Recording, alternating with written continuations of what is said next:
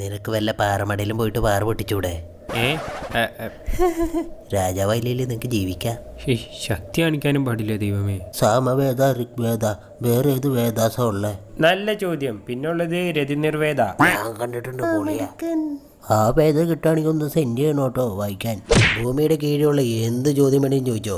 ഞെട്ടില്ല, വട്ടയില്ല, കാളയോ വേറെ ചോദിക്ക്. ഇത് കണ്ട ഞാൻ മോട്ടുമലിന്റെ കാറ്റിലേക്കുള്ള വഴി വരച്ചു കൊടുത്തണ്ട. എവിടെ നോക്കട്ടെ. ആരും കണ്ടില്ലല്ലോ.